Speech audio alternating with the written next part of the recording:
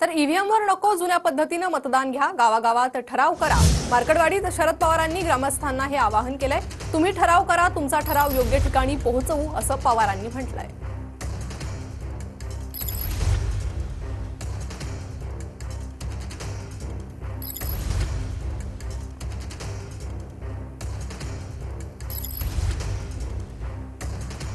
जे मिळाल्याचं दुःख नाही, काळ सोपास निवडणूक यंत्रणेचा काळ एकदा सोपवला की तुला सगळ्यांच्या अधिकारावर संकट झाल्याशिवाय राहणार नाही।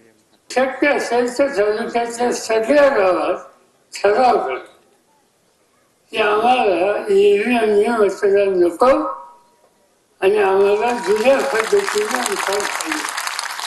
आणि त्या ठरावाची फेर उत्तरांच्याकडे द्यायची, आमच्याकडे द्यायची, धैर्यशीलराव आम्ही लोक त्या संबंधी कुठं पोचवायचं त्या ठिकाणी ते पोचतो। येणाऱ्या स्थानिक स्वराज्य संस्थाच्या निवडणुकामध्ये पराभवाची भीती आणि मग यामधून जनतेला कन्फ्यूज करून आपल्या स्थानिक स्वराज्य संस्थेमध्ये पुन्हा आपली जमानत वाचवण्याकरता शरद पवार साहेब धडपड करतायत। आणि मार्कडवाडीमध्ये आलेले लोक कोण आहेत? पवार साहेबांचे कार्यकर्ते आहेत। जनता कुठे आहे?